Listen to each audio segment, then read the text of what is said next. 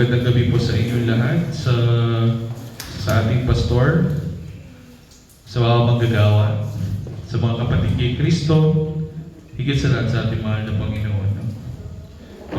Magandang gabi rin po sa mga bisita, kung meron pong bisita. At ang ating pag-aaralan po ngayong gabi na ito ay pinamagatan ko po ang pananampalataya at pagtitiis patungo sa pangako ng Diyos. Ito po yung pagpapatuloy ng pinag-aralan po natin noong linggo. No?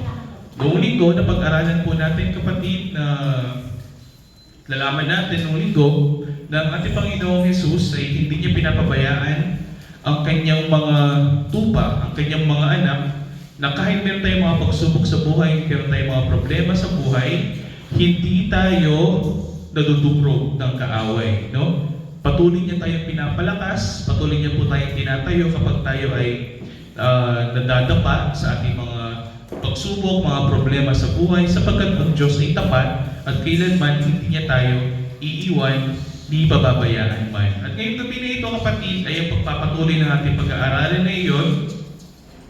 At salamat sa Diyos sapagkat nabigyan ako ng pagkakataon na ayusin yung mga bagay nito kasi kaninang umaga, kapatid, nabigyan ako ng oras upang gumawa ng presentation at ito po ay aking ihahayag sa inyo ngayong gabi na ito bilang ating pagkaaralan. So, kung meron po tayong Biblia, ang ating key verse is Hebrews chapter 5 verse 6 at ang pamagat ng ating pag-aaralan, kapatid, ay pananampalataya at pagtitiis patungo sa pangako ng Diyos. Pag-aaralan natin yun. Pananampalataya at pagtitiis patungo sa pangako ng Diyos. Bakit po ba ito yung ating pinag-aaralan? Kasi napapansin po namin na mayroon po tayong mga kapatid kay Kristo na tumanggap sa Kanya, no? Nagpabautismo, naglingkod, pero nadapa at hindi na nagpatuloy, no? Meron po kasi ganyan mga kapatid na kapag meron silang nadana sa mga pagsubok, meron sila sabi na naglamig daw sila. Ano ibig sabihin nun? Parang nawalan daw sila ng gana, nawalan sila ng kasigat-sigat sa kanilang buhay, hindi na nila kayang magtiis. Anong ginawa nila? Sila ay nag-surrender, no? Sila ay nag-give up, no? Sumuko sila sa Diyos. Sila ang bumitaw sa Diyos. At anong nangyari? Hindi na sila nagpatuloy. Kaya yun yung dahilan kung bakit sa mga churches, no? Sa mga iglesia tulad ng mga gawain nito, mayroon talaga mga kapatid na minsan makikita natin sila, tapos mawawala sila ng matagal at hindi na sila babalik. No? So mayroong mga ganitong pagkakataon sa ating buhay na minsan nawawalan tayo ng gana, nawawalan tayo ng pag-asa, no? Mayroon tayong mga pagsubok sa buhay at yun yung nagiging dahilan kung bakit ayaw na nating magpatuloy sa Diyos sapagkat mayroon tayong tanong sa ating sarili. Ano yung tanong natin? Kung mahal ako ng Diyos, bakit hinahayaan niya na ako ay maging ganito? Bakit ako nagkakaroon ng mga ganitong pagsubok? Kaya yung dahilan kung bakit hindi na sila nagpapatuloy ay nawawalan sila ng pananampalataya at pagtitiis. No? Yun yung nawawala sa kanila. Nawawalan sila ng pananampalataya at nawawalan sila ng pagtitiis. Kaya ngayong gabi na ito, yun yung ating pag-aaralan. No? Ang pananampalataya at pagtitiis patungo sa pangako ng Diyos. Ang key verse natin ngayong gabi na ito is Hebrews chapter 5 verse 6. Hebrews chapter 5 to 6. No? So dalawang chapters yung ating pag-aaralan. Nawa kapatid ay sundin niyo ngayong gabi na ito. Babasahin ko ito isa-isa, verse by verse sa inyo upang mas lalo natin maintindihan. No?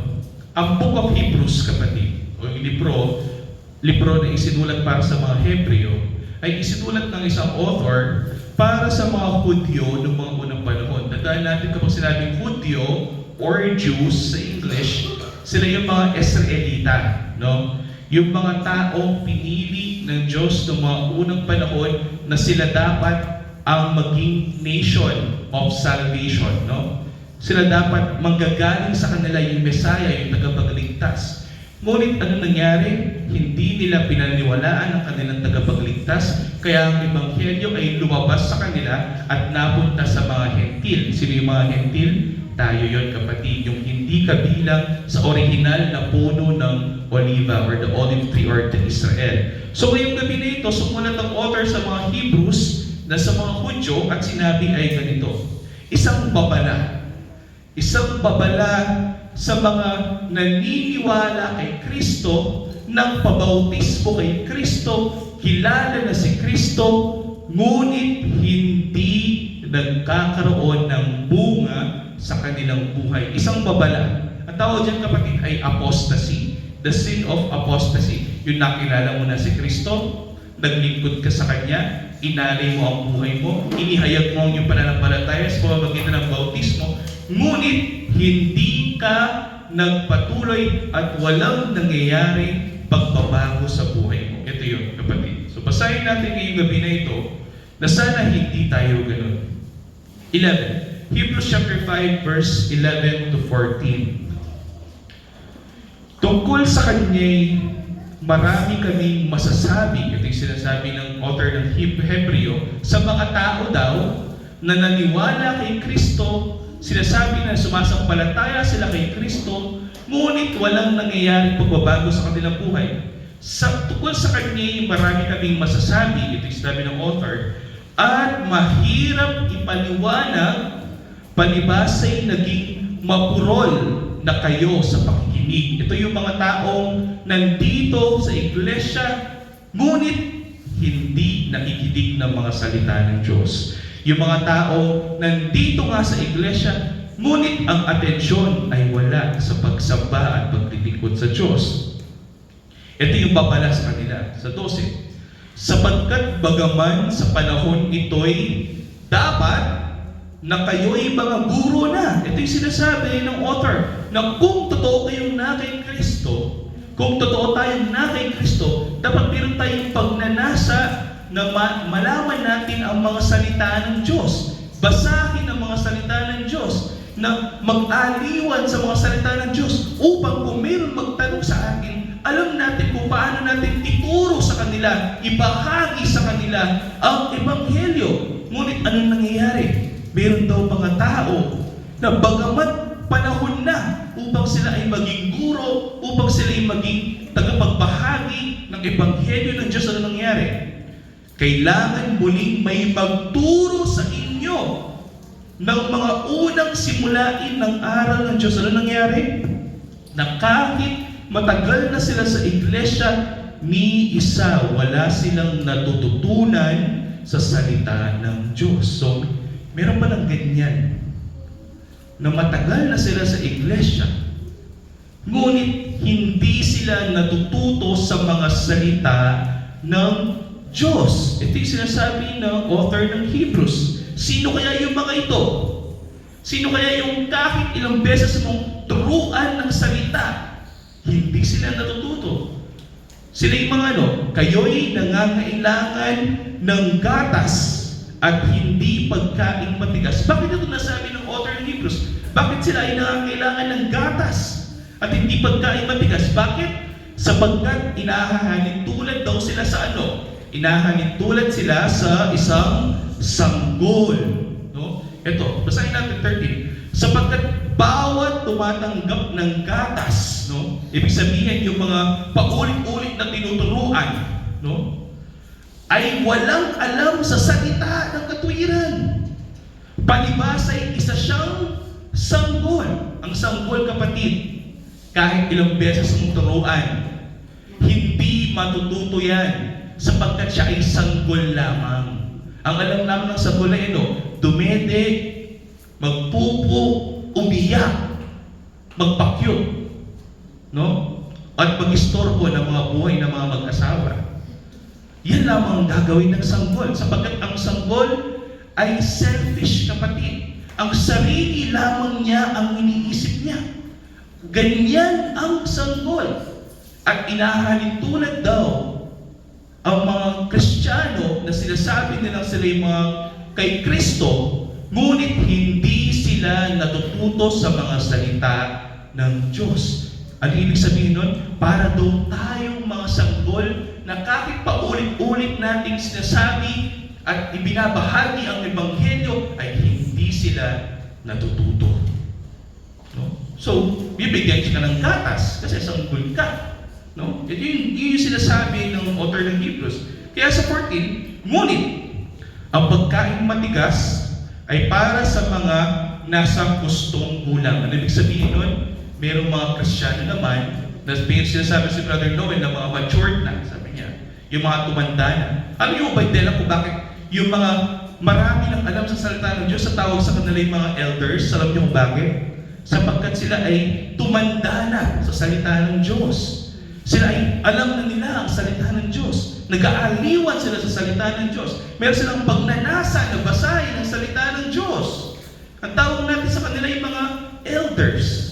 No? Bakit? Sapagkat sila kaya na nilang nguyain ang sarili nilang pagkain, kahit ito ay beef, manok, hipon, kaya nilang nguyain sapagkat sila ay matanda na dahil sa pagsasagawa ay nasanay ang kanilang mga pandama na makilala ang pagkakaiba ng mabuti at masama. Bakit nagkaroon sila ng karunungan na malaman kung ano yung mabuti at masama? Bakit? Sapagkat sila ay mayroong pagnanasa na malaman ang mga salita ng Diyos. Every time na mayroong pag-preach sa harapan na ito, mayroon silang pagnanasa na alamin kung ano ang pinipreach ng preacher sa harapan. Meron silang pagnanasa na pag-uwi nila sa bahay, bubuksan nila ang kanilang Biblia at basahin yung mga salita ng Diyos. Ang tanong, kapatid, sanggol pa rin ba tayo? O tumatanda na tayo sa mga salita ng Diyos? Kaya, ito yung ating isipin ngayong gabi na ito. Ang nananatili sa pagiging sanggol sa mga salita ng Diyos ay nagpapatunay lamang na hindi siya lumalaki sa mga salita. Ang nananatiling sanggol na mahirap turuan, na mahirap ibahagi sa kanyang salita ng Diyos, na walang pagnanasa man lamang sa kanya na malaman ang katotohanan, ay mananatiling sanggol at hindi lalaki sa salita ng Diyos. Malalaman natin mamaya kung ano yung mangyayari sa mga yon, sa mga sanggol na hindi lumalaki sa salita ng Diyos. Kasi ang totoo, kapatid, ang katotohanan is kailangan ay lumalaki at tumatanda tayo sa mga salita ng Diyos. Kailangan mayroong bunga ang mga salita ng Diyos sa buhay natin. Kailangan mayroong pagnanasa ang ating puso na malaman ang katotohanan. Bakit? Sapagkat kung wala tayong pagnanasa na malaman ang katotohanan, kung sino man ang tatayo sa pulpito na ito, siya ang inyong source of truth. Ang tao ang inyong source ng inyong katotohanan, at ang tao, kapatid, ay nagkakamali. Ngunit ang salita ng Diyos ay hindi nagkakamali. Kaya dapat, kahit mayroong preacher sa harapan, magbasa pa rin tayo ng Biblia, sapagkat ang Diyos lamang ang makapagturo sa atin ng katotohanan. Kaya ito yung sinasabi ko sa inyo, kapatid, no? Pag nagpipreach po ako, kahit sa Brother Noel, pag nagpipreach po siya, hindi po yung karunungan namin, yung nagiging basihan namin kung bakit namin pinipreach yung mga salita ng Diyos. Bagkus yung karunungan namin ay kinakalimutan namin at hinahayaan namin na ang mga salita ng Diyos ang magsalita sa amin upang may bahagi namin sa inyo. Na ito yung ginagawa namin ngayong gabi na ito. Sana, huwag po tayong magalit. Kung natatamaan po tayo dito, sabi nga nila, bato-bato sa langit, huwag magagalit. Ang dahilan, ang tamaan, huwag pikon. Dahil ang pikon, laging tayo. Hoy, gising! Pero hindi yun, yung punto. Ang punto dito, kapatid, ay mayroong babala sa Biblia. Ang babala sa Biblia, mayroong mga naghahayag na totoo daw silang mga Kristiyano, ngunit walang pagnanasa na malaman ang salita at patuloy na nagiging sanggol. At mayroong mga Kristiyano naman na patuloy na lumalaki, na may pagnanasa sa mga salita ng Diyos at patuloy na lumalaki sa kanyang mga salita. Ito yung kailangan natin, kapatid.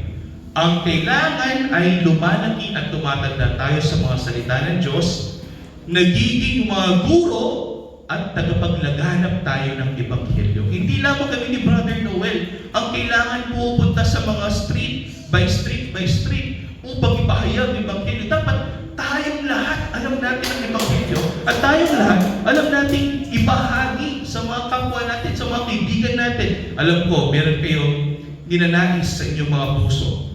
No? Alam ko, si Sister Merly, minsan meron siyang mga iniisip na gusto niya, ninanais niya, na ang kanyang buong pamilya ay mabahagi na ng Ebanghelyo at makasama niya.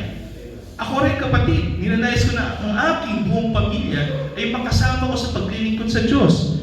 Ngunit tandaan natin, minsan, may mga bagay na wala sa ating mga kamay. Pero ako, gagawin ko lahat kung ano man yung nasa aking kontrol upang ipalaganap ang Ebanghelyo. Ano yung nasa aking kontrol? Ibahagi ko ang salita ng Diyos, ipalaganap ko ang salita ng Diyos, at isusuko ko lahat sa ating Panginoong Jesucristo ang mga puso ng lahat ng mga nabahagi na ng Ebanghelyo sapagkat siya lamang ang makakapagbago ng puso ng tao. Kaya patuloy po namin silang pinapanalangin sa Diyos. Whether, sa totoo lang, maniwala man po kayo o hindi, walang oras, kapatid, na iniisip namin sa aming buhay na makasama po natin yung ating mga kaibigan, mga kaanak sa paglilingkuran sa Diyos.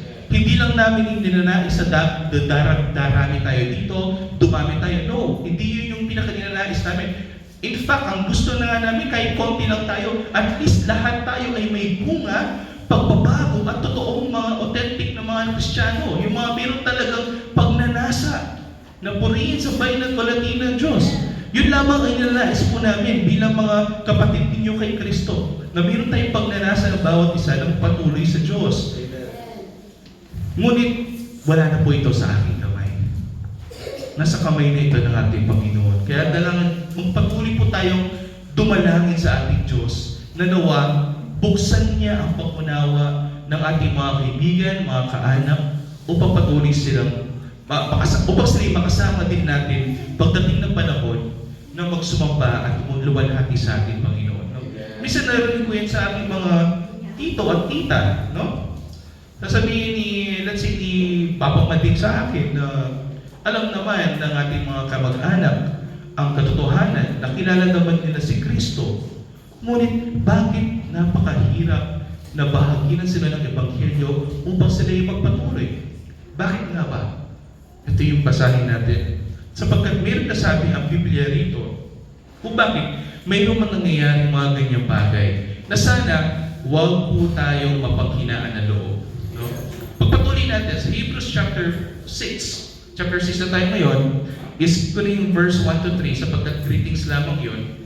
Mag-start tayo ngayon sa 4 to 12. Basahin po natin dito sa Hebrews chapter 6 verse 4 to 12. Sabi sa 4, sapagkat hindi mangyayari. Pagbasta po muna natin yun. Sapagkat hindi mangyayari. Ito yung sinasabi, ito yung subject natin. Sa English, it is impossible. Imposible. No? Sapagkat hindi mangyayari na ang mga dating naliwanagan na, nalaman ng nila yung katotohanan, at nakalasap ng kalooban ng kalangitan, at mga naging kabahagi ng Espiritu Santo, at nakalasap ng kabutihan ng salita ng Diyos, at ang mga kapangyarihan ng panahon darating, napaka-imposible mangyari sa kanila ang ano? Ang tumalikod at muling bumalik sa pagsisisi. Ito yung sinasabi ng author ng Hebrews. Na napaka-imposible sa totoong na kay Kristo na naliwanagan na, nabuksan na ang kanilang pangunawa, nalasap na nila ang kalangitan, nalasap nila ang katotohanan, nasa kanilang Espiritu Santo, nalasap nila ang kabutihan ng Diyos sa kanilang buhay, at alam niya ang kapangyarihan na darating, tapos tatalikod siya sa Diyos. Napaka-imposible daw na mangyari yung bagay na yan. Hindi mangyayari yung bagay na yan. Ito yung sinasabi ng author ng Hebrews. Kung totoong kay Kristo ka at nalasap mo na yung biyaya, nalaman mo na yung katotohanan na tayo mga basahan lamang sa kanyang harapan. Ngunit pinili niya tayo isa-isa upang maging kawangis natin ng ating Panginoong Jesucristo at maging matuwid sa kanyang harapan. At tayo pinag-ililigtas hanggang sa pagdating ng panahon. Pakasama natin siya sa langit. Nalaman na natin yung katotohanan na ito, ngunit, pero, tumalikod pa rin tayo. Tumalikod pa rin tayo sa Kanya. Napaka-imposible na mangyari yun. Ito yung sinasabi ng author ng Hebrews. Ibig sabihin, kung tumalikod ka sa Diyos, after mong nalaman yung katotohanan na yan, at nalaman mo, nalasap mo na yung kapangyarihan niya sa buhay mo, pero tumalikod ka pa rin. Ibig sabihin, hindi ka sa Kanya. Hindi ka para kay Kristo. Ito yung sinasabi ng author ng Hebrews. Bakit? Basahin natin sa 6. At pagkatapos ay tumalikod, sabi niya, nalasap na niya lahat. Nakilala na niya si Kristo, nanampalataya kay Kristo, nagpabautismo kay Kristo, pero tumalikod. At ngayon ay muling babalik sa pagsisisi. Ito yung sinasabi ng author ng Hebrews. Ano yung ginawa daw ng tao na ito? Yamang sa kanilang sarili ay muli nilang ipinapako sa krus ang anak ng Diyos at itinataas sa kahihiyan. Ano ibig sabihin nun? Nakilala mo na si Kristo. Nalaman mo na kung yung ginawa ni Kristo sa buhay mo. Siya ay namatay sa krus ng Kalbaryo para sa iyong kasalanan at siya ay nabuhay para sa iyong katwiran. Pagkatapos mo malaman ang katotohanan na iyon, umalis ka sa Kanya. That is the sin of apostasy. Yung mga sinasabi nilang na kay Kristo sila, ngunit hindi na nagpatuloy. At ngayon, babalik ka. Ito yung sinasabi ng author ng Hebrews. Babalik ka, sasabihin mo na magsisisi ka sa inyong mga gawa, tapos hindi ka na naman magpapatuloy. May mga ganyan kapatid. Babalik, lulubog. Lilitaw, lulubog. Hindi na lumalaki sa mga salita ng Diyos, nananatiling sanggol, at hindi na siya nagkakaroon ng bunga. Ano yung ginagawa ng kay kapatid natin na yun? Ano yung ginagawa niya? Every time na bumabalik siya sa iglesia ng Diyos na hindi naman totoo, ipinapako niya muli sa krus ang ating Panginoon at ikinakahiya niya ito. Ganyan ba tayo, kapatid? Sinabi mong sumasampalataya ka kay Kristo. Sinasabi mong nalasap mo na ang katotohanan sa buhay mo. Naramdaman mo na ang biyaya ng Diyos. Umiiyak ka sa tuwing linggo na malalaman mo na ang ating Panginoon ay namatay para sa iyo at nabuhay siya para sa iyong katwiran. Malalaman ko katotohanan na ito. Pag uwi mo naman sa bahay, si Mrs. naman yung pinapaiyak mo sa pagbubugbog sa kanya. No. Hindi ganun, kapatid. Ang katotohanan, kapatid, ay wala sa atin kapag ganun tayo. Anong nangyayari? Kapag nalaman mo ng katotohanan nito at tumalikod ka sa Kanya, hindi ka na nagpatuloy, parang ipinapako mo muli sa krus si Kristo at ikinakahiya mo siya. Nakakahiya naman na ang Diyos ay namatay para sa iyo, pero ikinakahiya mo pa rin siya. Ganyan po ba tayo? Sana wag po tayo ganun. Bakit? 7. Sapagkat ang lupang umiinom ng ulang madalas na pumapatak sa kanya at tinutubuan ng mga halamang angkop doon dahil sa kanila ito ay binubungkal, ay tumatanggap ng pagpapalang mula sa Diyos. Ano ibig sabihin nun? Kung totoo kang lupa na mataba at inuulanan ka, at mayroong nagbubungkal sa lupa para sa iyo, at may tumatanim sa iyo, at may gumagawa ng bagay para sa iyo. Ibig sabihin nun, kung nasa inyo talaga ang Espiritu Santo ng Panginoon, kung totoo ang inyong pananampalataya, kung totoo ang ating pagtitiis, dapat meron tayo bunga sa ating mga sarili. Tumatanggap tayo ng pagpapala biyaya mula sa Diyos. Nagpapatuloy tayo. Nagtitiis tayo. Ito yung sinasabi ng author ng Hebrews. Ngunit, subalit kung ito'y tinutubuan ng mga tinik at dawag, ito ay walang kabuluhan at malapit ng sumpain. Kung nandito ka nga, ngunit hindi ka nagbubunga, bagkus ano nangyayari sa'yo? Tinutubuan ka ng mga tinik, no? Tinutubuan ka ng mga dawag. Ibig sabihin, walang kabuluhan ang inyong pananampalataya, ito'y patay. At anong gagawin sa iyo ng Diyos? At ang kanyang kahihinatnan ay ang pagkasunog. Saan natin nabasa ito? Sa John chapter 15. Yung mga tao na wala kay Kristo, ang mga sanga na wala kay Kristo ay pinuputol at hahayaan na lang na matuyo sa daan at pagdating ng araw, susunugin. Ganun po ba tayo, kapatid? Nawa, hindi po tayo ganon, no? Na dapat mayroong nangyayari sa buhay natin. May pagbabago. Kung dati, kapatid, ikaw ay palabura, dapat may nagbabago sa iyo. Ngayon, hindi ka na nagmumura. Oo, mayroong mga oras na parang gusto mo magmura, pero nilalabanan mo na ngayon. Lalabanan mo na yung tukso. Nangyayari po ba ito sa atin? Kung nangyayari ito sa atin, kapatid, ibig sabihin, ang Espiritu Santo ng Diyos ay gumagawa sa buhay natin. So, sapagkat ang Diyos ay hindi masama.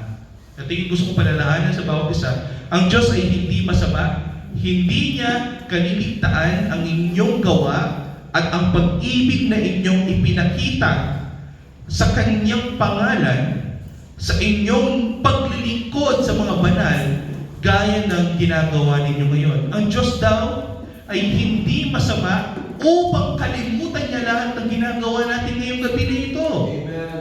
Tandaan natin, kapatid, kung totoong nagtitiis tayo at sumasampalataya tayo sa Diyos, sino ang ugat niyan? Ang ating mga sarili o ang Espiritu Santo? Ang Espiritu Santo ng Diyos. Kaya ang sabi sa Biblia, ano yung ibang title ng Espiritu Santo? The Testifier. Siya ang magpapatotoo sa atin. Sapagkat siya yung gumagawa sa atin. Pagdating ng hukom, sino yung kasama natin, sino yung witness na magte-testify sa atin? Ang Espiritu Santo. Siya yung magsasabi na, kilala ko siya. Sapagkat ako'y nasa Kanya at binago ko yung Kanyang buhay. At siya yung nagpatuloy sa pananampalataya dahil sa atin. The Holy Spirit is the testifier. At siya ang magiging dahilan kung bakit ginagawa natin yung mga bagay na ito. 11. Ito yung ninanais ng author ng Hebrews. At nais namin na ang bawat isa, tayong lahat, ang bawat isa sa inyo ay magpakita ng gayon ding sigasig. Yung masigasig na naglilingkod sa Diyos. Bakit ito ninanais ng author ng Hebrews na ninanais ko rin po na makita ko sa inyo, sa ating lahat? Bakit? Upang inyong malaman ang ganap na katiyakan ng pag-asa hanggang sa katapusan. Ito daw, yung katiyakan natin na totoong nililigtas tayo ng Diyos. Na totoong ililigtas tayo ng Diyos. Na totoong nasa atin ang Espiritu Santo.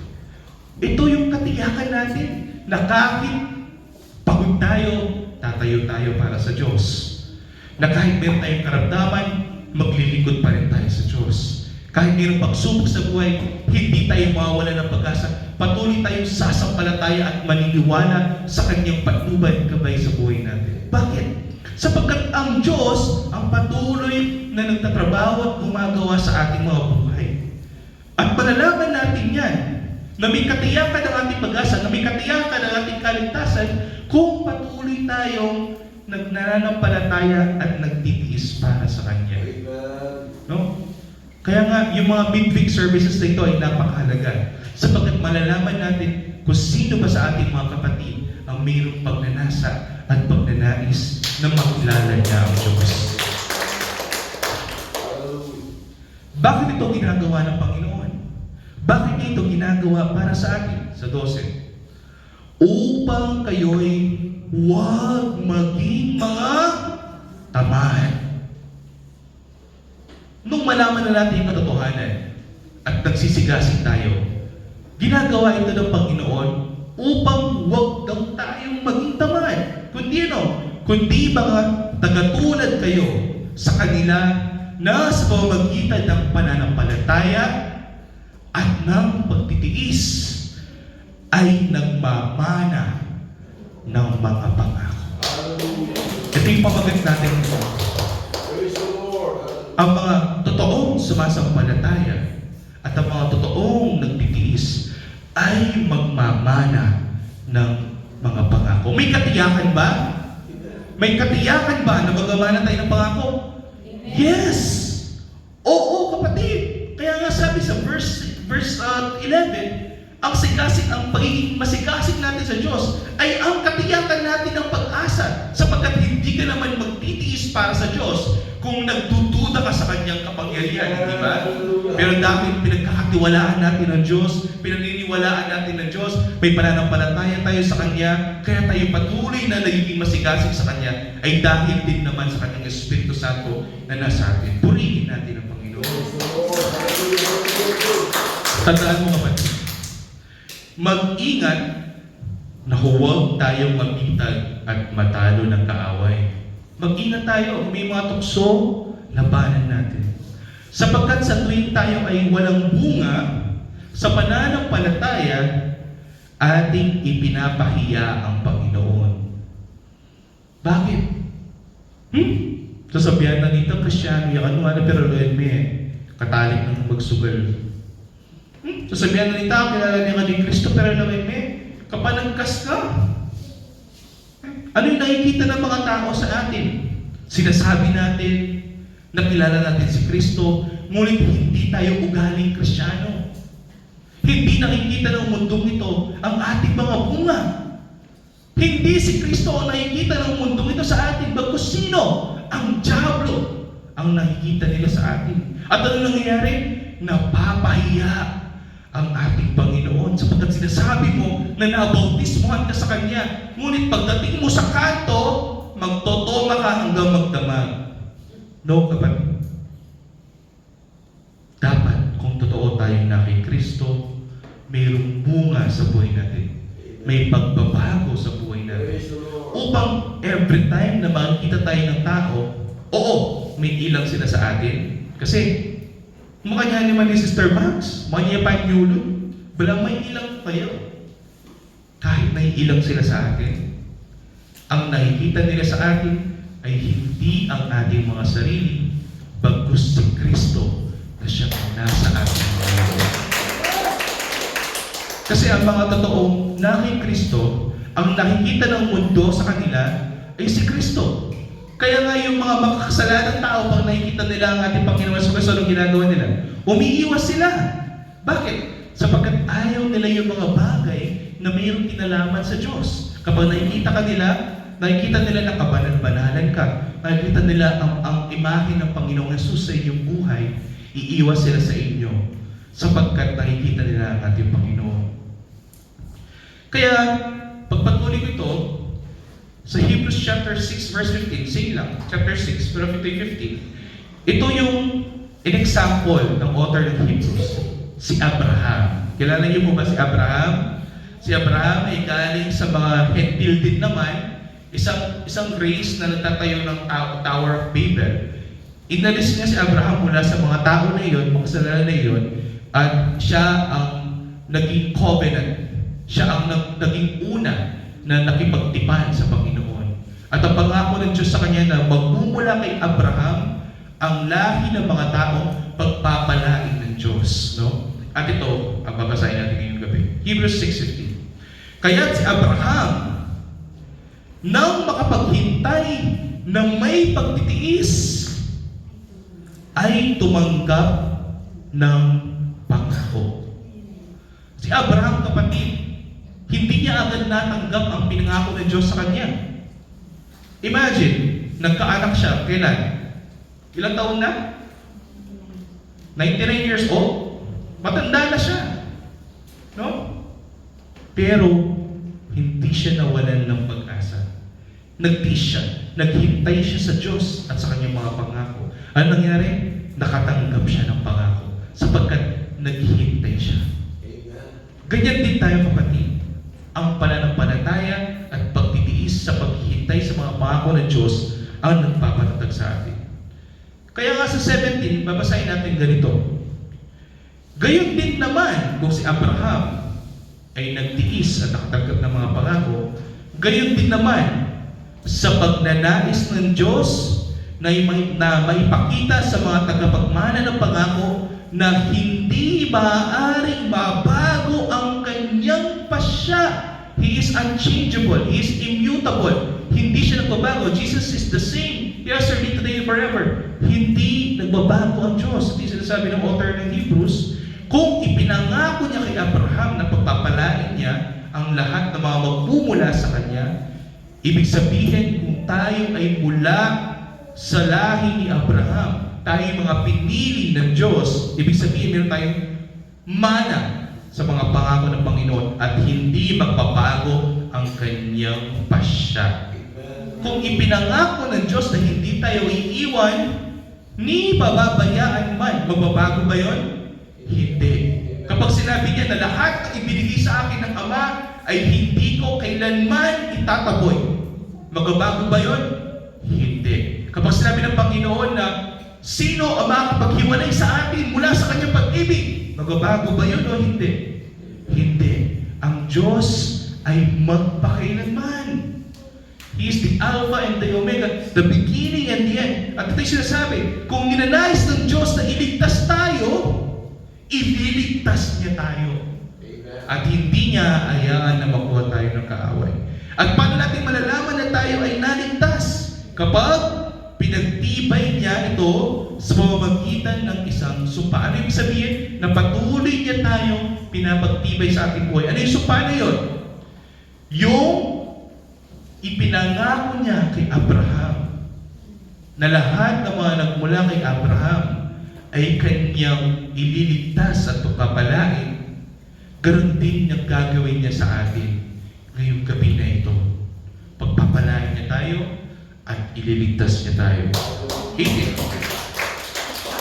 Upang sa mamagitan ng dalawang bagay, sa kanyang mga pangako, sa mga tagapagmana, na dito'y hindi maaaring magsinungaling ang Diyos, tayo'y nagtungo sa kanlungan at magkaroon ng higit na katiyakang panghawakan ang pag-asang nakalagay sa harapan natin. Kilala natin ang Panginoong Jesucristo, nakilala na natin siya, alam na natin ang ginawa ng Diyos, siya ay namatay sa krus ng Kalbaryo upang malinis ang ating mga kasalanan at nabuhay siya sa mundong ito na wala kahit isang kasalanan na ginawa upang tayo ay magkaroon ng katwiran sa harapan ng isang banal na Diyos.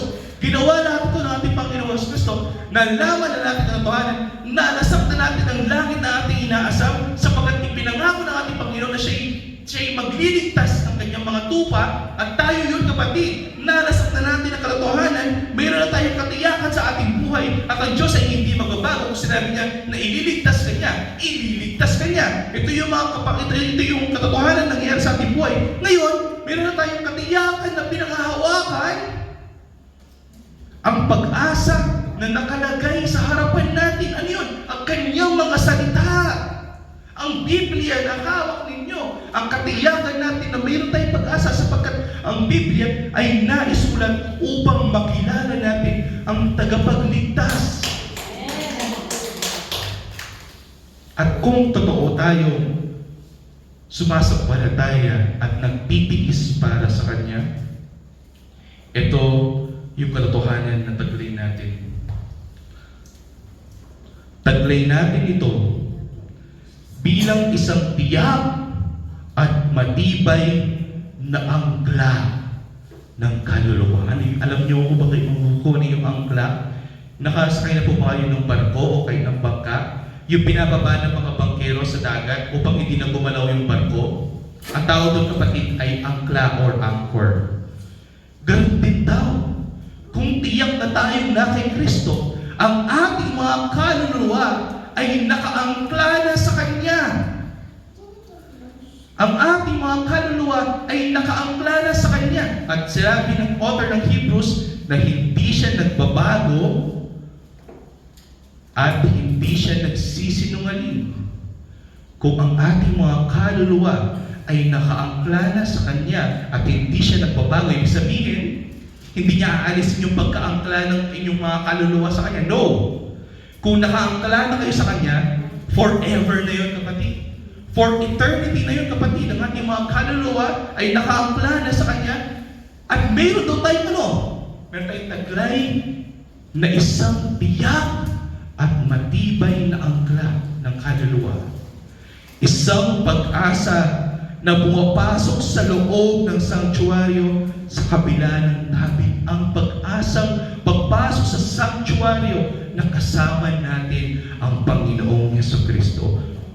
Kung ang ating mga kaluluwa ay nakaangkla sa ating tagapagligtas, kung nasaan man siya ngayong oras na ito, sabi nga ng kanta kanina, hindi mo alam ang oras kung kailan ka kukunin ng Diyos. Pero, kung kukunin man tayo ng Diyos ang oras na, dahil tiyak tayo ng ating mga kaluluwa ay nakaangkla sa Kanya, kung mamamatay man tayo, alam natin na isa lamang ang pupuntahan ng ating mga kaluluwa sa ating Panginoong Jesucristo na nakaangkla sa Kanya. Tandaan mo, kapatid, ang ating kaluluwa ay nakaangkla sa ating Panginoong Jesucristo. At kung sa Kanya tayo, dapat tayo ay may bunga ng pananampalatayang may pagtitiis. Yun yung katiyakan natin na totoong niligtas na tayo ng Panginoon. Kung ang pananampalataya natin ay totoo at mayroong bunga ng paggawa ng mabuti, ng pagtitiis, ng pagmamahal, ng pagtsatsaga, ng kapatawaran sa ating sa mga lahat ng mga tao nagkasala sa atin. Compassion, kapatid. Yung hilig natin tumulong sa mga tao na nangangailangan. Ito yung mga ibinibigay na pagpapala ng Diyos, mga pagpapalang espiritual sa ating buhay. Simula nang nakilala natin ang ating Panginoong Jesucristo. Tandaan natin, kung nalaman na natin ang katotohanan na ito, na kung totoo tayo na kay Kristo, ang ating mga kaluluwa ay nakaangkla na sa Kanya. Ano yung sinabi ng Panginoon? May dahilan kung bakit niya sinabing, "Come to me and I will give you rest." Bakit niya nasabi yun? Bakit niya sinabi na magsiparito kayo sa akin at bibigyan mo kayo ng kapahingahan? Bakit? Sapagkat kung pumunta tayo sa Kanya, ano ibig sabihin nun? Isinusuko na natin lahat ng buhay natin, lahat ng pag-aalala natin, lahat ng worriness natin, lahat ng pagpapagal natin, lahat ng mga problema natin, lahat ng mga suliranin natin, lahat ng mga pagsubok sa buhay natin. Kapag lumapit tayo kay Kristo, isinusuko na lahat natin sa Kanya. Kapag isinuko mo lahat ng problema mo sa ating Panginoon, ano yung magkakaroon sa iyo? Magkakaroon ka ng kapahingaan, kapatid. Magkakaroon ka ng kapayapaan. Hayaan mo na ang ating Panginoong Jesucristo ang gumawa ng solusyon sa buhay mo. Amen. Sabi ng kanta, Jesus, take the wheel. Take it from my hands. Because I cannot do this on my own. Sabi ng kanta. Ang author ng kanta na yun, sabi, isinusuko ko na ang buhay ko sa iyo, Panginoon. Hayaan mo na ikaw ang magbaneho ng buhay ko. Hayaan mo na ikaw ang maging hari sa buhay ko. At ano nangyari sa tao na yun? Nagkaroon siya ng kapahingahan. Sapagkat hindi na niya ipinapagtrabaho ang kanyang kaligtasan. Sapagkat nagawa na ng Panginoon para sa kanya. Ang kailangan na lang niyang ipagtrabaho ay kung paano niya luwalhatiin, sambahin, purihin, ang Diyos na siyang nagligtas sa kanya. Kaya nga, ito yung katotohanan, kapatid, na gusto kong malaman sa buhay natin. Minsan, meron tayong katanungan, Lord, bakit ako? Bakit hindi na lang yung kapitbahay ko? Kasi, akala ko kasi kapag nakilala kita, akala ko kasi kapag binago na ako, akala ko kasi kapag nanampalataya ako sa iyo, gaganda yung buhay ko, mawawalan ako ng problema, mawawalan ako ng karamdaman, yayaman ako. Pero bakit ganito, Lord? Bakit puro pagsubok yung dinadanas ko sa buhay ko? Puro mga problema. Nagkaroon ng karamdaman yung aking asawa. Hindi ko alam yung gagawin ko. Wala akong pambayad sa ospital. Anong nangyayari, Panginoon? Pinabayaan mo ba ako? Minsan yun yung mga tinatanong natin sa ating buhay, hindi ba?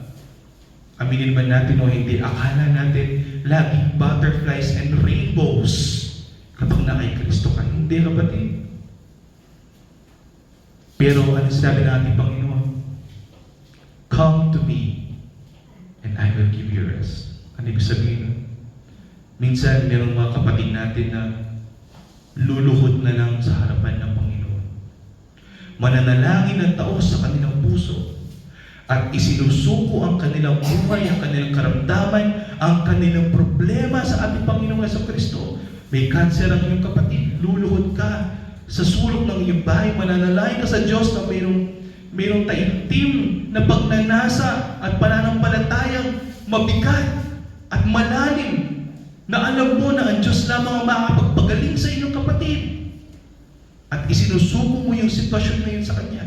Bakit natin ginagawa yun, kapatid? Sapagkat alam natin na ang Diyos lamang ang makakagawa ng mga bagay na yan. At inaalis na natin sa ating mga kontrol at binibigay natin sa Kanya, hindi ba? Pero ano nangyayari kapag ginagawa natin yung mga bagay na yan? Nagkakaroon tayo ng tinatawag nating kapayapaan. Bakit? Kasi alam natin na ang Panginoon ay may control sa lahat ng bagay. Kung hinahayaan niya na tayo magkaroon ng problema, kung pinihitalutan niya tayo mayroong mga pagsubok, mayroon siyang layunin para sa atin. Ano yung layunin ng Diyos? Ang manatili tayo sumasampalataya sa Kanya, ang manatili tayo nagtitiis, ang manatili tayo nagiging masigasig. Sapagkat ano? Ano yung sinabi natin, nalaman natin? Sapagkat sa tuwing tayo may pananampalataya, sa tuwing tayo magpatitiis, sa tuwing tayo nagiging masigasig sa Kanya, yon ang nagiging katiyakan natin sa ating buhay na hindi pala tayo iniwan ni pinabayaan man ng Panginoon. Malalaman mo kung sino yung mga pinapabayaan ng Panginoon sa Romans chapter 1, yung mga pinabayaan na lamang niya sa kanilang mga pagsalansang sa mga kasalanan. Kaya nga, lagi ko sinasabi, kapatid, ating kang magkasakit at naramdaman yan, ating kang cancer, malapit tanang mati, tamo ba lang nang mangyari kong biyatamo? Pero ulit balong tamo na yung kaluluwa tamo, yung kaladwa tamo, makaangklani kang Kristo. Adyang wala nakatamong yan ikaw orasan na ini. Layo mo sasabihan, mateta mong makatiman, mateta mong manyaman, uling imbiyan hindi palandalian niya mo, yung tutong biye na masanting, itang biye alang hanggan, akayabi tayo, hindi katamo. Kaya anong gagawin natin? Ibigay at ilagak natin lahat sa ating Panginoong Jesucristo. Lahat, problema, pagsubok, ang ating buhay, ang ating mga suliranin, ilagak natin sa Kanya. Na sa Kanya lamang makakamtan ang pananampalatayang totoo at ang pananampalatayang nakakapagligtas. Ano yung mahalaga, kapatid? Ang buhay ba ito na panandalian lamang? O ang buhay na walang hanggan sa piling ng ating Panginoon? At ang mga totoong na kay Kristo, ang kanilang mga kaluluwa ay nakaangkla na sa Kanya At ito ang maganda. Kung ipinangako ng Diyos na ililigtas ka niya at hindi ka niya pababayaan, hindi nagbabago ang Diyos. Kaya, babala sa mga tumatalikod sa Kanya, wala sa kanila si Kristo. At kapag bumalik sila dito, parang ipinapako nilang muli ang ating Panginoon sa krus at ikinakahiya nila sapagkat kahit babalik man sila dito, hindi rin naman sila magpapatuloy. Sapagkat hindi naman ang ating Panginoon ang pakay nila. Marahil meron silang ibang mga pakay na mga pakay. At huwag nating hayaan na mayroong mga tao na inaalipusta ang pangalan ng ating Panginoon Jesucristo. Maging kapatid tayo sa kanila. Let's rebuke them. Suwayin natin sila. At sa mga kapatid ko na narito, na patuloy na nagiging masigasig at nagiging matiisin sa ating Panginoon, sumaating nawa lahat ng pagpapalang espiritual na nanggagaling sa Diyos, sapagkat ang ating Panginoon, kapatid, kailanman hindi niya tayo iiwan ni pababayaan pa. Manalangin po tayo. Ama, dakila sa dato Diyos, maraming salamat. Sapagkat alam po namin, O Diyos, na hindi ka nagsisinungaling at hindi ka magbabago. At kayo nangako sa amin, Panginoon. Nangako po kayo, Panginoon, na kami inyo patuloy na pagpapalain sa espiritual. Kaya dalangin po namin, O Diyos, na hindi po kami manatili sa pagiging sanggol, mahal na Panginoon. Sapagkat alam po namin na ang sanggol kailanman hindi matututo, kailanman hindi lalaki, kung walang patnubay ninyo. O Lord, nawa, mahal na Panginoon, buksan niyo po aming mga pangunawa upang kami po ay tumanda, upang kami po ay maging matured sa inyo, mahal na Panginoon, at malaman namin ang katotohanan at gamitin niyo po ang aming mga katawan sa pagpapalaganap ng Ebanghelyo, mahal na Panginoon. At hayaan mo ng aming mga pananampalataya, O Diyos, ang aming pagtitiis, mahal na Panginoon, ang maging aming katiyakan ng isang angkla ng aming mga kaluluwa na nasa iyo. Pagdating ng araw, kahit anong mangyari sa aming buhay, alam po namin na kayo ang magiging hari ng aming buhay. Kung nasaan ka man, O Diyos, doon din kami, at hayaan mo, Panginoon, ng aming buhay ay iyong gamitin sa paglilingkod at sa pagsamba. Lahat na ito ay aming sa dalangin sa mga pinipahan ni Jesus.